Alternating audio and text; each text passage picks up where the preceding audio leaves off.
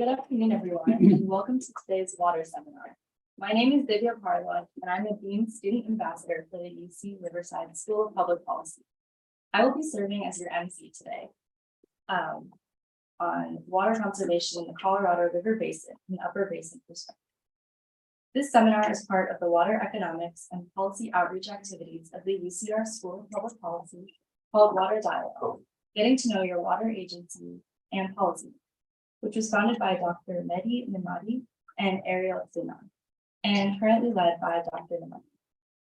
Water policy design and implementation is a process that involves the policymakers, the agencies that apply the policy, and the public that is subject to the policy. California has long been subject to many water policy interventions. Opening a dialogue among the public, the water agencies, and policymakers would enhance the implementation of better and more effective water policy. You can learn more about the Water Dialogue at waterdialogue.ucr.edu. Before beginning our seminar, I would like to go over the format for this event. We will have our guest speaker present for about 30 to 45 minutes. Afterwards, we will open it up for an audience Q&A for about 15 minutes. Now, at this point, I am pleased to introduce our guest speaker for today's event. Dr. Christiana Hansen is an associate professor and extension water resource economist in the Department of Agriculture and Applied Economics at the University of Wyoming. Dr. Hansen's current research is in water resource economics and in community adaptation and response to changes in weather and climate variability. Her extension program seeks to inform and improve regional decision-making in water allocation. Several current research and extension projects focus on informing Colorado River Basin water management challenges through analysis of economic impact, conservation program design, and collaborative decision-making.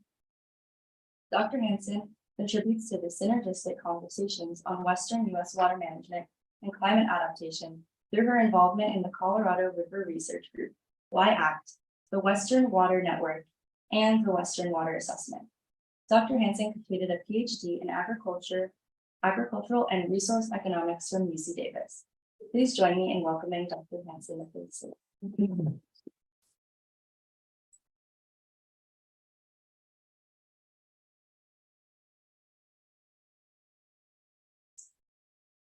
Thank you, Divya, for that wonderful introduction, and thank you all for the warm welcome that I've received here in Riverside. It's so nice to be back in California. As Divya mentioned, I did my grad school work here, and my family all lives in Sonoma County, north of San Francisco, and so I do feel that I'm coming home a bit. And I'm also grateful to be here where it's warmer than it is right now in Wyoming. So thank you for that as well. So as Divya mentioned, I'm going to talk about the Colorado River Basin, which is something that you all are likely quite familiar with. And I'm hoping that I can provide you with an Upper Basin perspective, and we can together see how my perspective is different than yours, and some of the commonalities as well as we think about this precious resource that is so important to so many of us. I'd like to start by mentioning a few projects that I'm working on right now. I can see that the bottom part of my slides will be cut off. That may become an issue as we proceed through the presentation, or maybe not. We'll see how it goes. So I will be talking about Colorado River Basin projects that I'm working on today, and I wanted to acknowledge some of the University of Wyoming colleagues that have worked with me on the projects that I'm presenting, and some of these are still in progress. And so here they are listed. I've also done some hydroeconomic modeling in the past, both of surface water systems in California and also of part of Wyoming. The part of Wyoming that's not in the Colorado River Basin is over the Ogallala Aquifer. So I've done some groundwater modeling work there as well. And a third topic that I did want to mention, and this may come up as well, and everything is related in the water world, right? Is the work that I'm doing now on climate change impacts in Wyoming on agricultural communities and rural communities, and thinking about how these communities can deal with the changes in precipitation availability and severity and frequency increases of extreme weather events. And I bring up these topics because I do have a partial extension appointment. And so I very much believe in this land grant mission idea of working on problems, applied research problems that are of importance to the people of the state in which you live. And I have appreciated that perspective in particular with respect to Colorado River Basin issues, because I have found that a useful way to learn about a wicked problem like Colorado River Basin water management is to really drill down in one particular place and understand how the world looks from that perspective and how to solve problems from that perspective. Oh, yes. So let's start with where we are. And I can see that my slides will be a little bit wonky, so I apologize for that, but I think we can soldier on here. So the Colorado River Basin reservoir elevation levels are at historic lows, right? So when we think about the Colorado River Basin, one defining feature of this system are these two reservoirs that we have, Lake Mead and Lake Powell, that allow us to store water across years so that we can use the water in times of drought when we need it. So if we look at the top half of this slide, we have Lake Mead elevations from 1935 on the left-hand side of this graphic when the reservoir first filled, all the way across to the right, current elevation levels. And this picture here with the bathtub ring in Lake Mead showing how the levels have dropped quite below recent historic levels. The right side of that picture is flush with the year 2000. So you can really see from the year 2000 to the present day, how we've really seen a drop in Lake Mead elevation over time during this 20-year or 20+ year drought that we've been experiencing in the Western United States. So in the bottom half of this picture, we see similar information, unfortunately, for Lake Powell. So Lake Powell was first filled in 1965. And then you can see running right across that graph that since the year 2000, which is also flush with that Lake Mead bathtub picture, we've also seen a significant drop in levels in Lake Powell as well. So this is a problem for all of us, right? So the question is, how did we get here, right? So we can start by thinking about the Colorado River Compact of 1922. So this is the compact that divided the waters between the Upper Basin and the Lower Basin of the Colorado River. So in the Upper Basin, we have Colorado, Utah, Wyoming, and New Mexico, and in the bottom, we have California, Arizona, and Nevada. And then the dividing line between the upper and the lower basins is this point in Arizona, Lee's Ferry, just below Lake Powell. And so from the Upper Basin perspective, the key defining feature of the Colorado River Compact is this obligation that the Upper Basin states have to not deplete the flows of the Colorado River below 7.5 million acre feet a year on a 10-year rolling average basis. So in addition to the Colorado River Compact of 1922, which divides the waters between the upper and the lower basins, we also have the Upper Basin Compact of 1948, which divvies up that Upper Basin 7.5 million acre feet among the 4 upper division states of Colorado, Utah, Wyoming, and New Mexico. And a bit later, when I really focus in on Wyoming, we'll see that Wyoming receives 14% of available water in the Upper Basin. And that's relatively small compared to Colorado, for example, which receives over half of the Upper Basin allocation. So when we think about our neighbors in Wyoming, I'm sorry, we don't often think about Arizona and California. We more directly think about this big state of Colorado directly to our south. Let's see what else we have. We have the 1944 Compact with Mexico, which guarantees them 1.5 million acre feet per year. And so I mentioned that the defining feature of the Colorado River Compact for us in Wyoming is this this non-depletion requirement of Lee's Ferry, this obligation to the lower basin states. If the upper basin states do not meet this compact obligation, then we are in a situation called curtailment, right? So curtailment is defined under the Upper Basin Compact of 1948, and this is river regulation in which involuntary and uncompensated reductions in water use may be levied on the upper basin states in order to ensure that we meet that compact obligation to the lower basin states. So in the upper basin, we talk a lot about curtailment, and this is the very specific meaning that it has there. Ms. Janet, do you want us to see if we can fix this? I think it might be helpful. Yeah, Yes. I can keep talking while we try to do that. So you can imagine what's on this slide, right? I mean, basically, this is the Colorado River natural flows at that dividing point between the upper and lower basins, Lee's Ferry. And this is just a historical record of flows, annual flows at that point in the river. And so, very knowledgeable. That's great. Still a little bit better. Yeah, wonderful. No. Can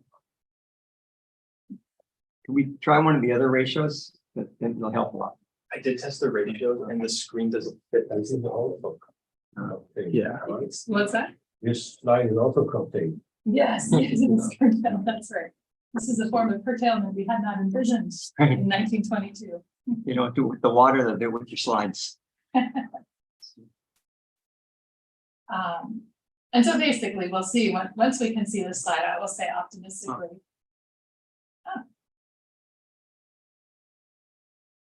Oh, I think you're running this from the internet, right?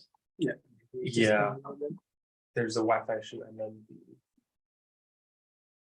format is incorrect. Have my laptop. We could just. We could also. You want to just do that? Yeah. Yeah. Yeah. I love how northern Colorado and the southern Colorado people are working together on a comprehensive solution here. Yeah, that's right. This is problem solving. That's right. Good. Thank you. Okay, I think we will need to plug it in, but we can get it set up. Yeah. Okay.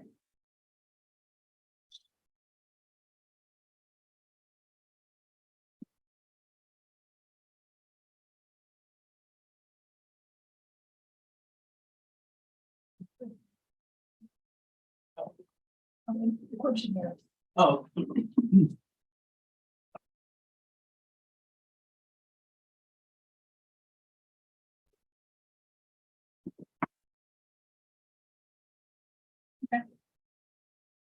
Here we go. Did I put this up there? Oh, yeah, I'll just take it.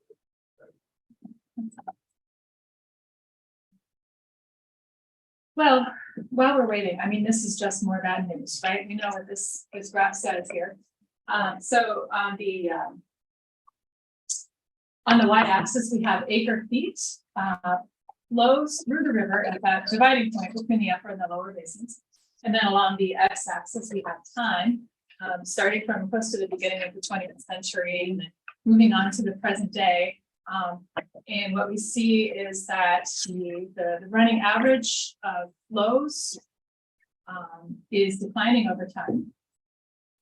And especially what we see is that the gold, on the right-hand side, we have the gold record, and that's the past 30 years. And we see the gold line right here is the 30-year average for the last 30 years. We definitely see a decline in flows at Lee's Ferry.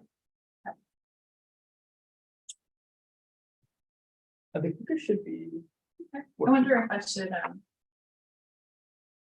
So now I'll need to know how to advance the slides. Oh, I think clicker I already so it should work. Very efficient. That's great. You in the lower basin are efficient. Yeah. So how did we get here with these low flows? So basically, by 2007, we were already a number of years into this long-term drought. And so the Bureau of Reclamation and the states got together and came up with some interim shortage guidelines to help us all share in the shortage that we were experiencing on the Colorado River. And these interim guidelines basically gave the Bureau of Reclamation more flexibility in how they manage Lake Mead and Lake Powell. But then, as the passage of time, unrolls, we found that even these interim guidelines were not enough to help us deal with this long-term dry hydrology. So the states and the Bureau of Reclamation continued talking, and in 2019, the Bureau of Reclamation directed the states to come up with drought contingency plans to help further share in shortages and come up with creative and proactive ways to deal with shortages. Right? So in the Upper Basin, our drought contingency plan really involved three different things. The first was supply augmentation. So we have some cloud seeding projects that are underway in Wyoming and often paid for by folks down here in the Lower Basin. We also have some demand management discussions, conservation, and I'll talk more about those later in the presentation.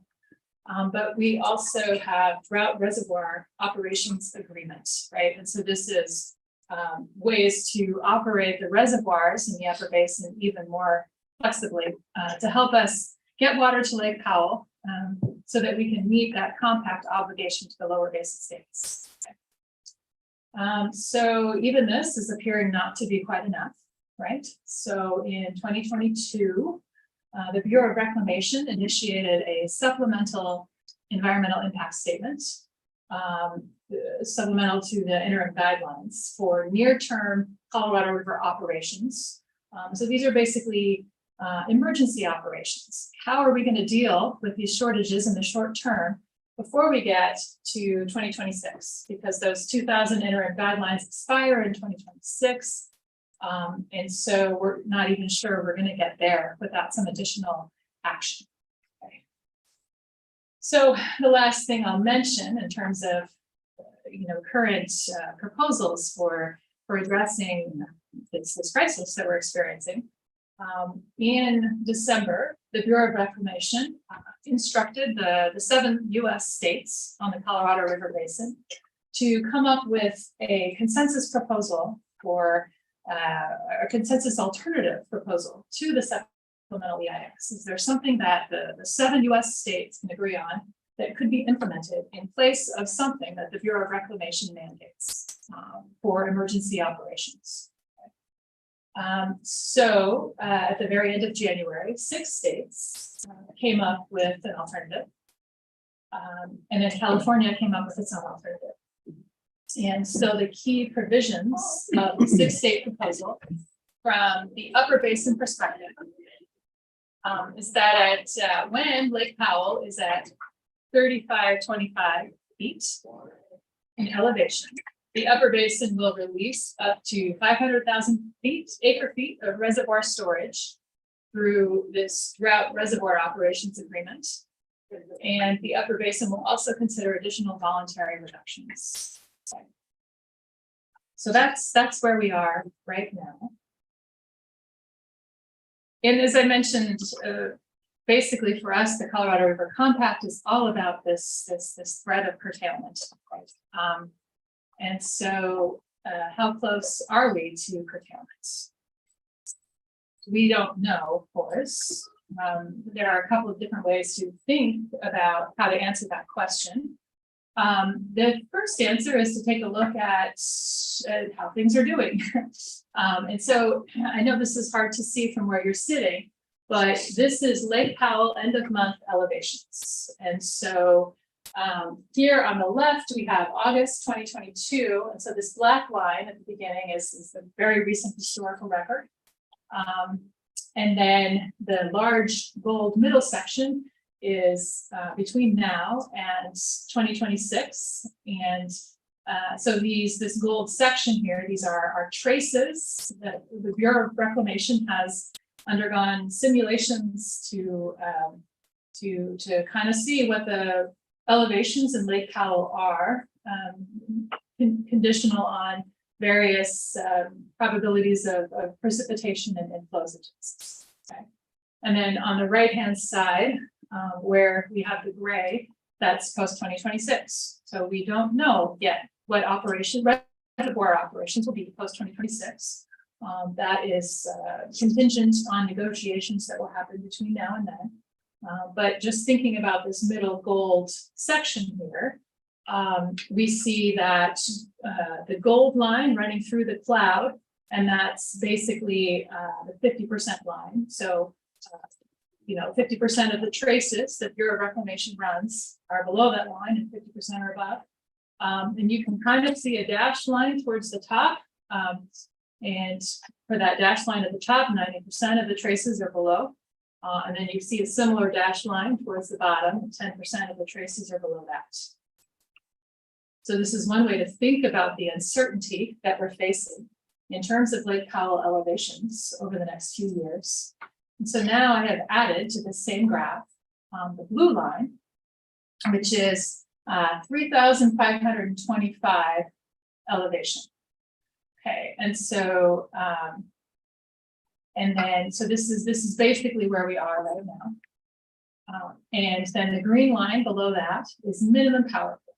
So I've talked a lot about curtailment and how this is the concern that we in the Upper Basin have, that we're not able to meet our compact obligations for lower basin states. But of course, we also have this other concern, which is that elevations in Lake Powell will drop sufficiently low that it is impossible to generate hydropower. And so you can see that there are a number of traces that have us dropping below that minimum power pool. So one way to think about this question of how close are we to curtailment is to look at this chart here and observe that that there are a lot of traces in which we drop below minimum power pool. And so, of course, the drought reservoir operations and demand management and all of these actions that are being taken in the Upper Basin states to increase flows into Lake Powell are designed to keep us up above the green and the blue lines. One answer to this question, how close are we to curtailment, as well, we're pushing that off as much as we can with all these actions that we're taking to forestall it. Another answer is that the Wyoming state engineer will say we're not going to have a curtailment before 2026 because if we ask him, that's what he would say, because of all these additional actions that we're planning to take in terms of conservation to keep us from reaching a curtailment. The third answer, and this starts to get into sort of Wyoming specifically, and my experience working and talking with ranchers and policymakers specifically there in Wyoming, is that when colleagues and I 2.5 years ago were holding focus groups to talk with ranchers and municipal water managers about the future of the Colorado River Basin, curtailment was something that was kind of hypothetical and not very real. But I can tell you that they are thinking a lot more about it and a lot more concretely about it now than they were 2.5 years ago.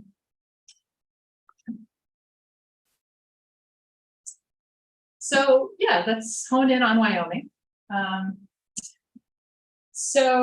The Colorado River does not flow through Wyoming, right? The Colorado River starts in Colorado, further to the south. But what we do have up here in Wyoming, in southwestern Wyoming, is the Green River, and the Snake River, both of which ultimately end up flowing into the Colorado. So we have a trans-basin diversion from southwestern Colorado over to Cheyenne that takes place through a series of pipelines and exchanges with North Platte River water. And I think one thing to really note about Wyoming is that this is a small place, right? It may be one of the largest states in terms of geographical area, but there aren't a whole lot of people here. There's only 550,000 people in Wyoming, which I think is less than some counties in California, right? So the total water use from the Colorado River Basin in Wyoming is just 600,000 acre feet. By comparison, Colorado, just to the south, remember, has an allocation of Colorado River Basin water, which is about 4 times that of Wyoming. And in fact, we see approximately 2.5 million acre feet of Colorado River Basin water being used in Colorado. And as is the case in most of the Western United States, agricultural water use in the Wyoming Colorado River Basin is 84% used in the basin. Municipal industrial is only 10%. And we do, of course, lose a lot of water to reservoir evaporation because our elevation is so high. So what do we do with all of that agricultural water? We flood irrigate fields to grow alfalfa hay and native grass hay. And then we put it up to feed our livestock over the winter. So that's the primary agricultural use of water in southwestern Wyoming.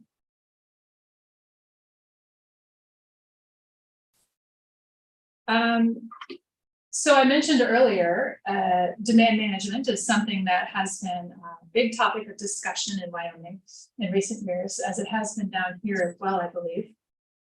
So in 2019, in the Upper Basin states, we have this problem, right? Which is that our main storage is Lake Powell, which is downstream of us, right? So Arizona, Nevada, and California have their main storage as Lake Mead, which is upstream. So when you want some water from Lake Mead, then you can get it. The water's upstream, it's there, you request it, you divert it, you got it, right? But in the Upper Basin, we are upstream of our major storage reservoir. And so this creates some challenges. In 2019, Congress passed the Demand Management Storage Act to facilitate demand management. So basically what this Storage Act did is that it authorized the Bureau of Reclamation to allow the Upper Basin states to store up to 500,000 acre feet of water in Lake Powell to help the Upper Basin meet its compact obligations. And so through this demand management program, agricultural water users are paid to not divert water. They're compensated to leave water in the stream to flow down to Lake Powell. And participation in the program is voluntary, temporary, and compensated. And the idea behind demand management is to reduce the risk of curtailment. So if you voluntarily place water in Lake Powell, there's more water in Lake Powell that the Upper Basin states collectively can release, flow past lease barrier. So the Upper Basin states can meet their obligation to the Lower Basin states.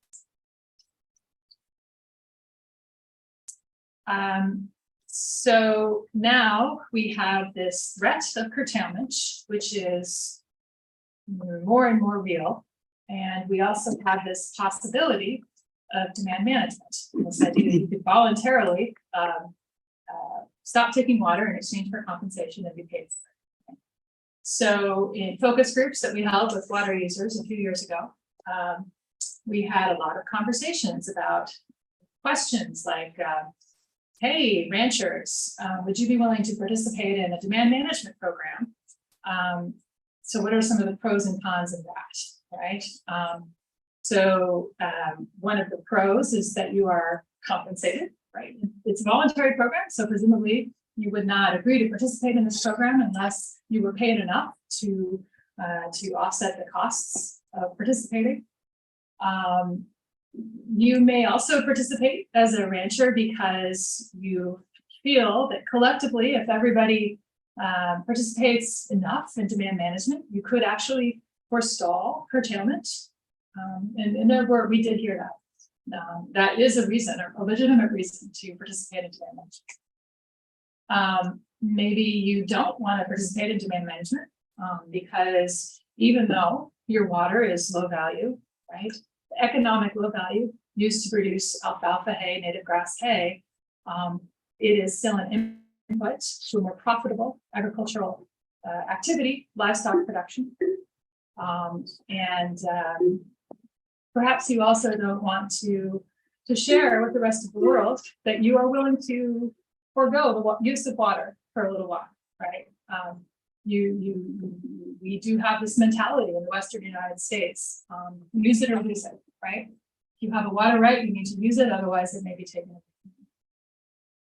So, so there are lots of pros and cons for participating in demand management versus curtailment. And I think one of the dynamics that is definitely happening in Wyoming and the other Upper Basin states is that when the Western United States was settled, the first people to use water were agriculturalists, right? And so the most senior water rights in the Western United States and in Wyoming tend to be in agriculture. And then as population increased, we have cities growing and cities growing for more and more, cities applying for more and more water rights. And so in Wyoming, as is in elsewhere in the Western United States, we have that majority of water rights that are senior and pre-1922 compact, and so not subject to this requirement to they're not at risk under curtailment. These tend to be agricultural water rights. Whereas the more junior water rights tend to be the cities. And they are subject to curtailment and this requirement to reduce consumptive use of water in order to help the Upper Basin states meet this curtailment. So in these focus groups, we were asking agriculturalists and municipal industrial users, what would you do if there was a demand management program? Would you participate? So as I mentioned, the agricultural ranchers said, yeah, we might participate if the price is right. We might participate if we were planning to downsize our herd anyway. We were planning to decrease the size of our operation anyway. Municipal industrial water users said that they might participate in a demand management program. Not necessarily because it would be profitable to do so, but maybe to explore options and relationships, to keep an open mind about the potential for establishing relationships with water users and to demonstrate that they had skin in the game. Okay. We also asked them, what would you do under curtailment? How would you react to curtailment? The agricultural water users may choose to lease water to their neighbors. And another way, actually, that agricultural water users up in these high mountain valleys in Wyoming and northern Colorado might be affected by curtailment. A lot of water users up there in these high mountain valleys don't actually have enough water under their water right to push the water all the way to the field. Does that make sense? Yeah. And so a lot of agricultural water users in Wyoming rely on what they call their seconds. So you get a second acre, the water right is 1 CFS per 70 acres. And so what you get as an agricultural water user is a second acre foot of water, or excuse me, a second CFS per 70 acres. And that water right is from 1945. Okay. So if that water right is curtailed, then a lot of agricultural water users may not be able to get the water all the way to their fields. So under curtailment, municipal industrial water users will likely need to reduce their water consumption and or acquire additional water resources.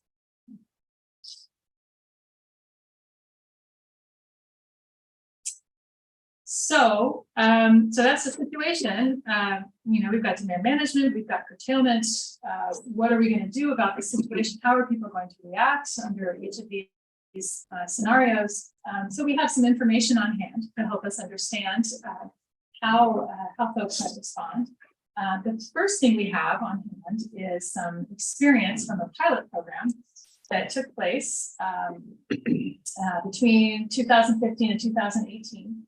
So this was 4 years, and this is basically a pilot program for demand management. Okay, so the purpose of the program was to assess the feasibility of voluntary, temporary, and compensated water reductions.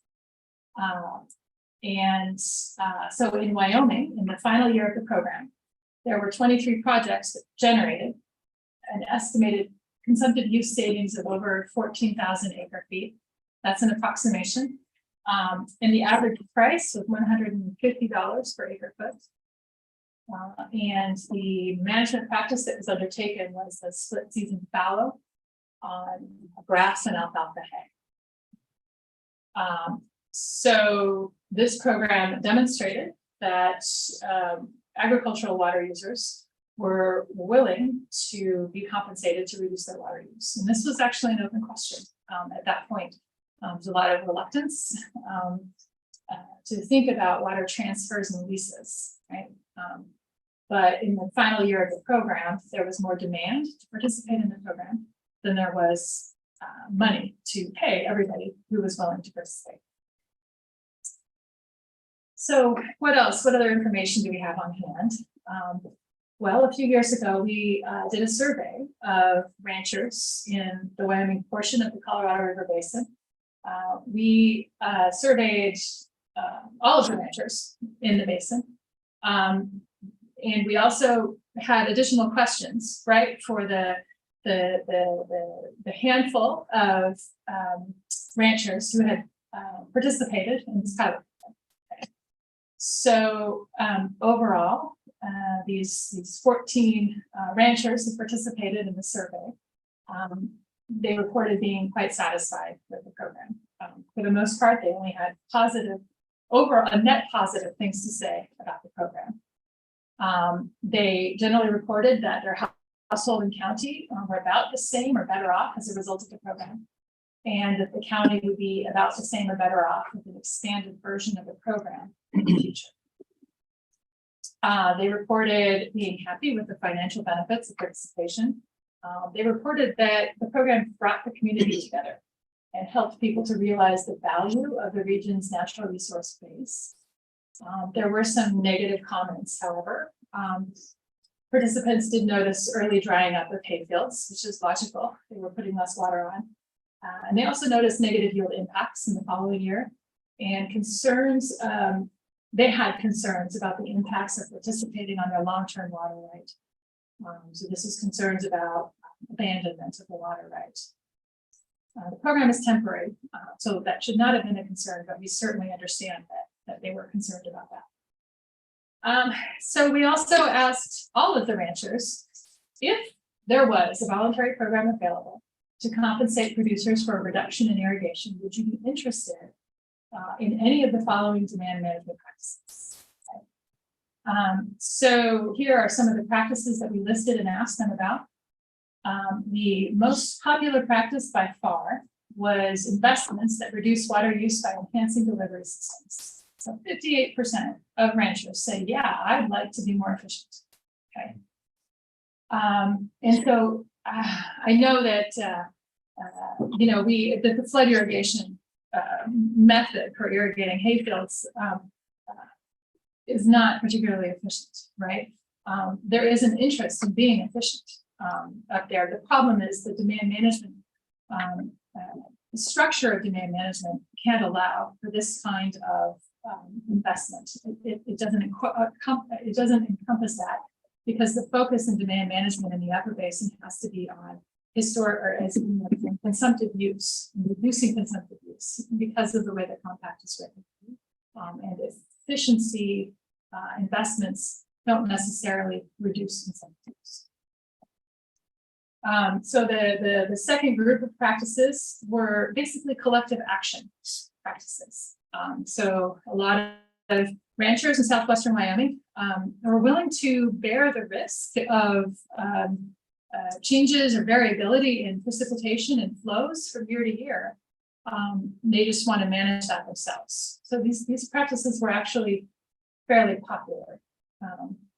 So the third type of practice listed here is split season. So basically, in this part of the world, we're talking about a single cutting of hay. The altitude is, their elevation is quite high, right? The region is water constrained, but it's also climate constrained. There are only a certain number of growing season days.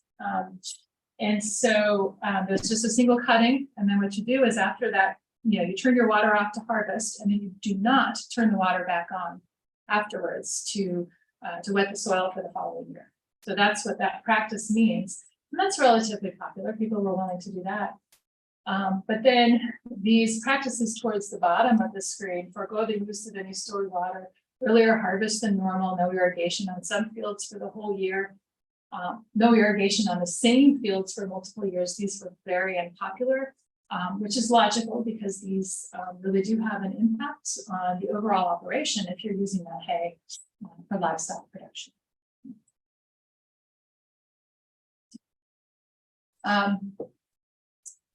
So I'll just go a little bit more quickly here. So another question, do you think there would be agronomic impacts, ecological impacts, or hydrologic impacts from implementing demand management practices on your ranch? So folks were quite concerned about this. I mean, the hydrologic interconnectivity up there in these mountain valleys is significant, right?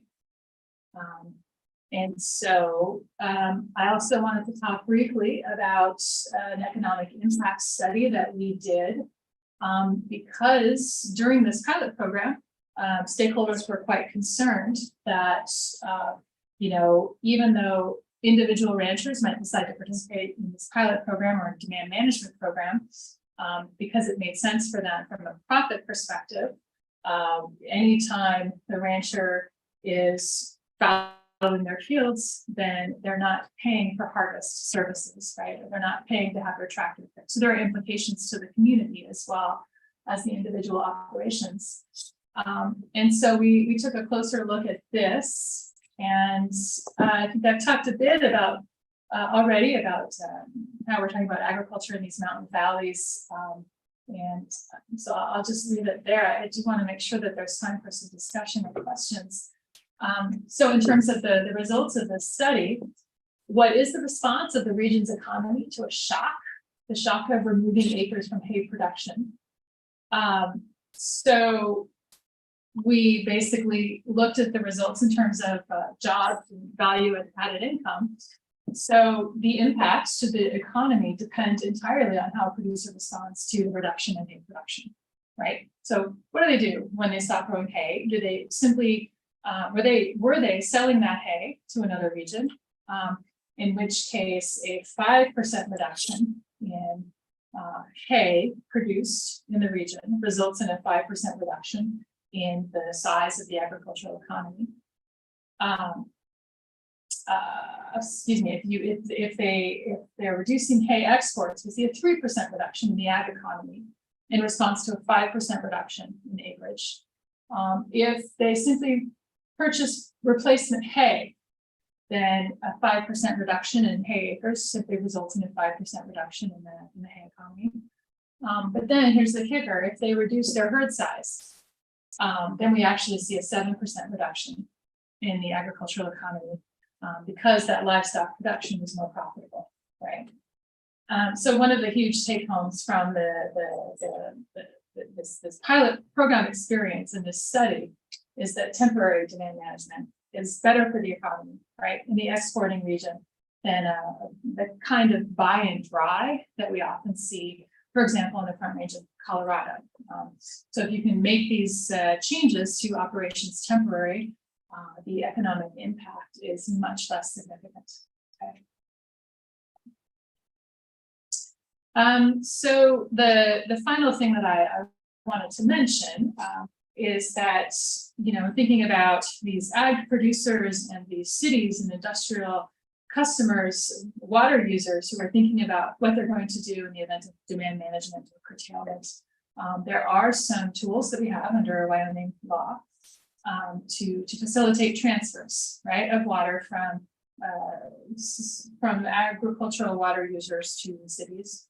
We do have permanent transfers, is certainly legal in Wyoming, with the change in use and change in place of use.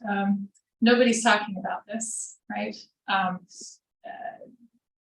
Yeah, nobody's talking about this. The agricultural water users are willing to engage in temporary water use agreements, but they're by and large not interested in selling water. And we do have some local storage up there in Wyoming that could ultimately be quite helpful for us, or for the region, I should say. And so there's potential for water exchanges, especially using this storage Fontenelle reservoir that we have. So I mentioned that there was this pilot program from 2015 to 2018. It is starting up again this year, right? And I think that's also true down here in the Lower Basin.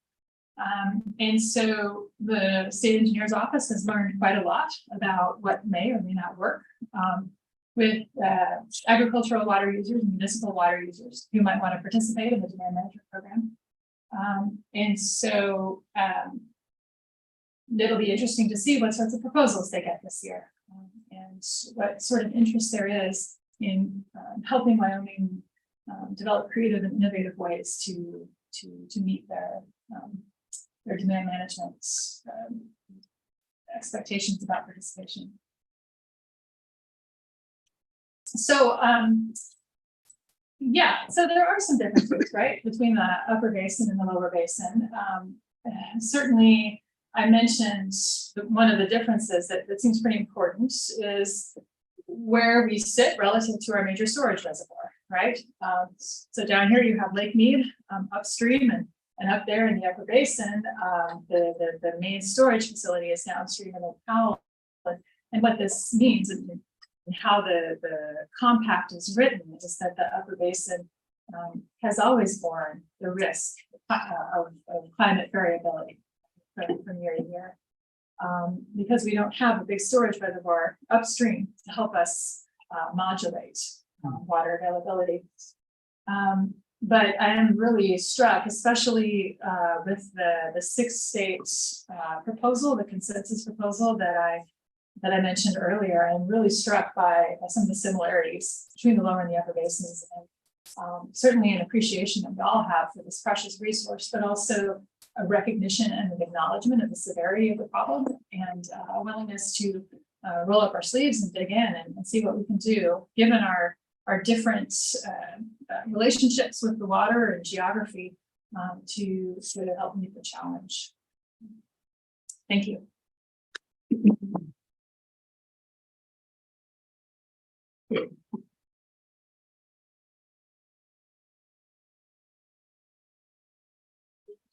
At this time, let us now move on to our Q&A session. If anyone in the audience has any questions, please feel free to raise your hand. And we also do have our Zoom webinar audience. You can ask questions in the Q&A feature. Yes. So the $150 number that you quoted, Yes. yeah, and that's being funded by Lower Basin states, and particularly some agency in California, I assume. Let's see. So yes, I mentioned the pilot program from 2015 to 2018. That's right. That pilot program is funded by the Bureau of Reclamation and 4 cities. So if they're paying $150 per acre foot, that's for an acre foot of savings up there, and you consider the evaporation coming down.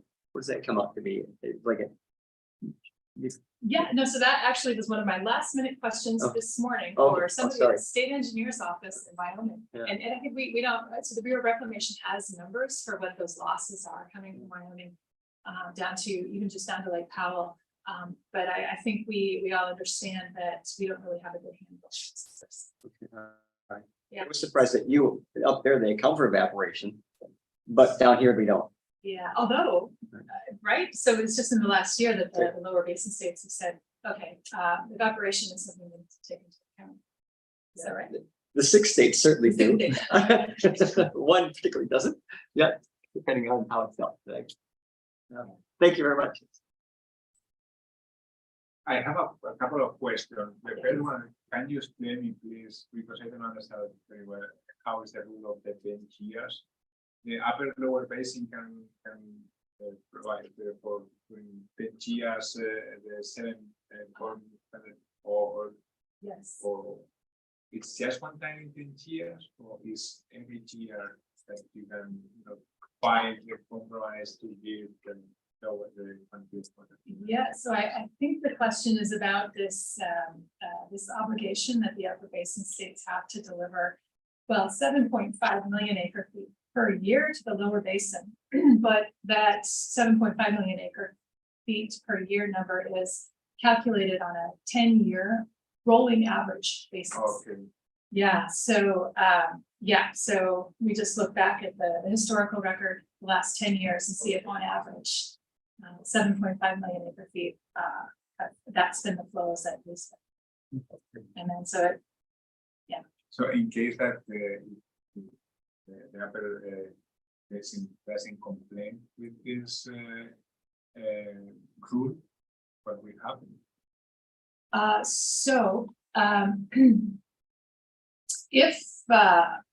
If on a, if we don't meet that, or if we don't meet that 75 and 10 obligation, right, then we have curtailment. And so what happens? There is, under the 1948 compact, an entity that was established called the Upper Colorado River Commission. And they, one of their jobs is to help sort of administer a curtailment. So basically, each of the 4 Upper Basin states would be required to reduce their consumptive use to meet proportional to their percentages of Upper Basin water.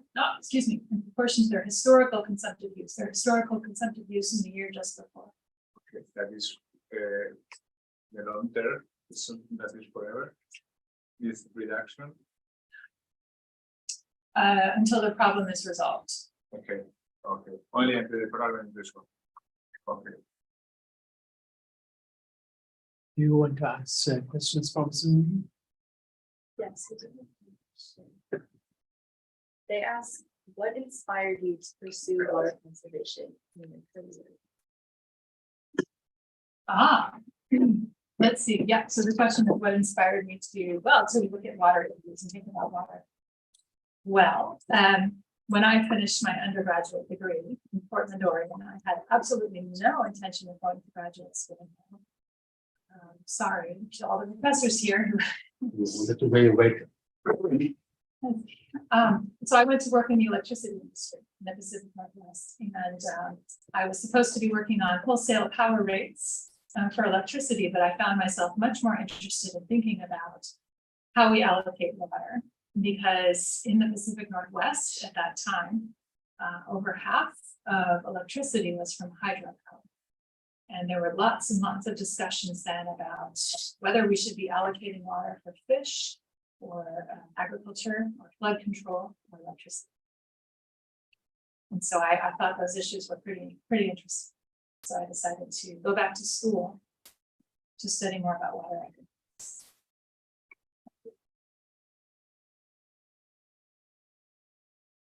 I don't know if it is a question, it's just some thoughts.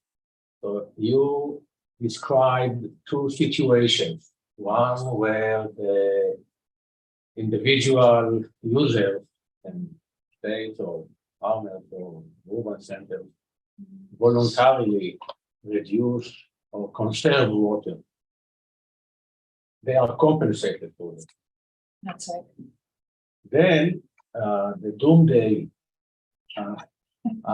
situation where they are facing curtailment, where they need to conserve water, but they are not compensated. So here there is a golden opportunity to incentivize everyone, or not everyone, or many, to conserve water. So what I'm now and then you also describe the pilot program with only 1 and possibly 10 requests to participate. So this is very small, relatively small, at least in my head. compared to what could be the situation. Is it, you think, a result of the relatively low level of compensation? And the second question is how that figure of 150 came about. Okay, yeah, so several questions there. I will ask the second question, answer it first. It's straightforward. So in the final year of the pilot program, so Ariel is asking about how this $150 per acre foot number came about in the final year of the pilot program. And so basically in Wyoming, the state engineer's office accepted offers. And over the course of the 4 years of the pilot, initially we saw lots of variability in what those prices were offered. But then by the final year, that's exactly just all of the bids offers were at $150 per acre. So that was, part due to the structure of the offer process. So in terms of that first question, I mean, I think it's really interesting this, the extent to which we are collectively, the water users are collectively interested in undergoing or participating in demand management for private compensation, and the extent to which that helps everybody in the basin avoid curtailment. I think there are some uncertainties there, simply because, as was mentioned earlier, we don't have necessarily a great understanding of what the losses are between Wyoming and Lake Powell. So if you, to what extent do we avoid curtailment by having a robust demand management program? This is a question in a lot of people's minds.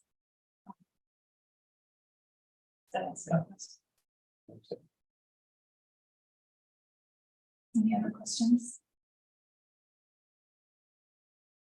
So final question, how is this 0.6 million acre feet changed over time? Is that, is that increase, decrease? Right, somebody is asking about, so Wyoming, consumptive use of water on the Wyoming portion of the Colorado River Basin is 600,000 acre feet on average over the past 10 years. There is a fair amount of variability in how much water is used from year to year, simply because there is no significant upstream storage and ability to store water from year to year. So the Upper Basin already bears this climate risk in terms of the risk of the natural variability in water flows. So there's quite a bit of variability. And then once it's below the 0.6, the junior water right holders, those are the ones that get the reduction. Yes, there are, just thinking in particular about the agricultural water users, for example, there are drainages up there in Wyoming that are regulated. They're in regulation most years. So this is completely separate from the Colorado River Basin issues. This is just under Wyoming state water law, this implementation of prior appropriation. First in right is first in time, and so more junior water users on drainages don't necessarily get all the water that they have a right to on paper. And that happens every year in the basin. Thanks. Very quick question. So you mentioned that Upper Basin Wyoming users are more used to have this variability in water, available water to them. Or they're bearing more climate risk, right? I think that's fair. On the other hand, you mentioned in the pilot program that they expressed that they're willing to be more efficient and having a better technology of irrigation, right? So what was the constraint? Is it a financial constraint that they haven't adopted these kind of technologies themselves? Like, yes, I would say it's primarily a financial constraint. And so they would be more than happy to implement these practices if they were compensated for them. if they had a way to pay for them, absolutely. And I think this comes down to the fact that a lot of the investments in irrigation efficiency and technology would also save them labor.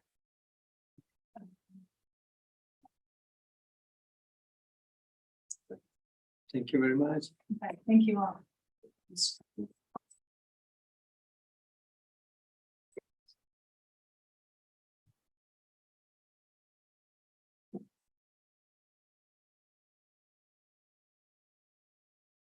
I would like to thank Dr. Nathan for joining us today for this water seminar. We appreciate your time.